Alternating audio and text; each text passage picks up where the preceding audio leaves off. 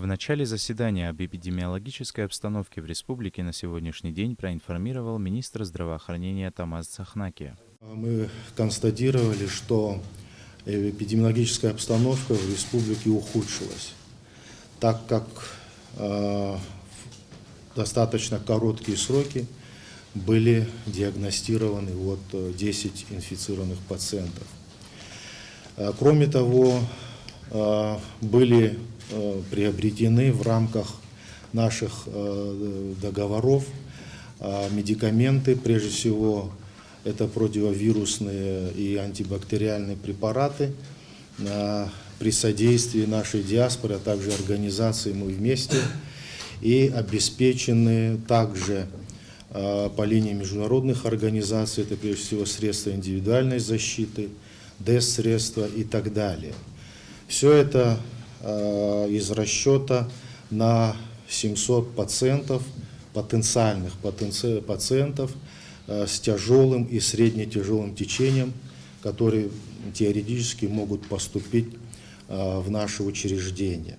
На базе Гудаутской ЦРБ открыто отделение реанимации на 35 коек, отработана система маршрутизации пациентов, а также проведены тренинги для специалистов из других областей медицины, в частности, повышение знаний диагностики и лечения коронавирусной инфекции.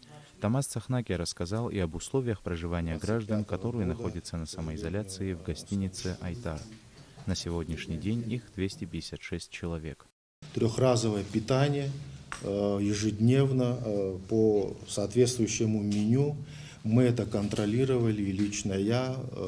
Всем разносят пищу.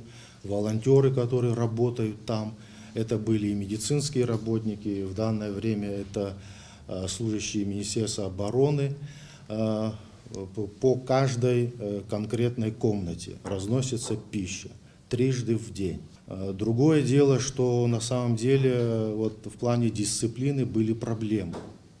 Были проблемы именно в Айтаре, когда наши курсанты там некоторых этажей достаточно тесно общались. Соответственно, конечно, это определенный риск, они входят в группу риска на сегодняшний день. Были приняты дополнительные меры со стороны Министерства обороны для того, чтобы обеспечить более должный и более жесткий порядок, для того, чтобы их разобщить, чтобы они не выходили из комнат и не общались в непосредственном контакте. Мы стараемся сохранить людей, а в ответ факты просто элементарной недисциплинированности. И в связи с этим замечание Министерства обороны. Пожалуйста, примите это. Поговорите с родителями, поговорите с курсантами. Мы их посылали в вузы, мы за них отвечаем, но и на них лежит ответственность. Курсантам высших военных, таких серьезных учебных заведений, куда конкурс был большой, если мне не изменяет память, верно? Во все года. Надо дорожить своим статусом. Надо дорожить. Сегодняшнее их пребывание в Айтаре – это продолжение учебы, продолжение соблюдения дисциплины. В социальных сетях и в различных интернет-ресурсах часто появляется информация, что в республике, несмотря на закрытие государственной границы, все же есть туристы. По этому поводу сотрудниками Министерства внутренних дел была проведена работа, о результатах которой было доложено членам координационного штаба. 01.04 по 13.05 заехало 1382 человека. С 27.04 по 13.05 заехало 488 человек. Мы все машины останавливали, все данные выписывали. Это являются семьи пограничников Российской Федерации, которые здесь находятся. Все данные есть. Главный санитарный врач республики Людмила Скорик привела статистику граждан, въехавших за последний период в страну и находящихся на режиме самоизоляции. Таких по республике 807 человек. Члены координационного штаба сошлись во мнении, что, учитывая данный факт и наличие в стране больных коронавирусной инфекцией, полностью снимать ограничительные меры нельзя. Здесь в первую очередь речь идет о возобновлении учебного процесса и проведении культурно-массовых мероприятий.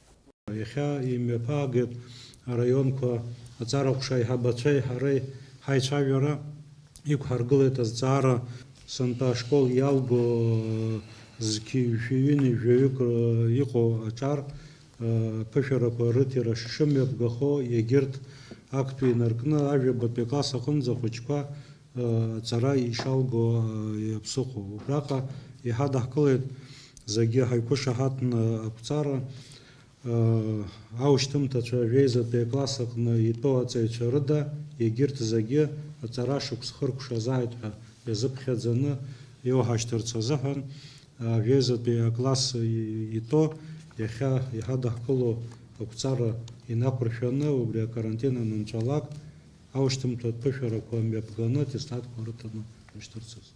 Таким образом, некоторые ограничительные меры все же будут ослаблены. Речь идет о возобновлении деятельности объектов общественного питания, фитнес-центров, движения междугороднего автотранспорта. Что касается работы дошкольных и общеобразовательных учреждений, здесь пока что все остается без изменений.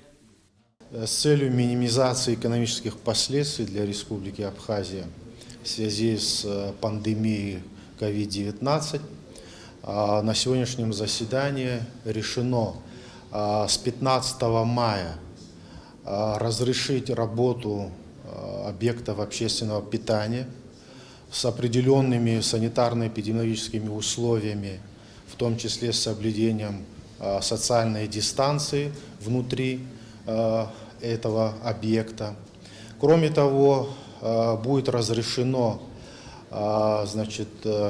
движение межгородского автотранспорта. Также будут разрешены работы фитнес-центров. Что касается всех других мероприятий в рамках прежнего распоряжения президента, в том числе работы школьных, дошкольных и высших учебных заведений, остается в прежнем режиме запрета. Все эти запретительные меры будут осуществляться вплоть до 1 июня текущего года. Будут ли сняты и эти ограничения, будет зависеть от дальнейшего развития эпидемиологической ситуации в стране. Саид Жарсали, Алексей Гухава, Абхазское телевидение.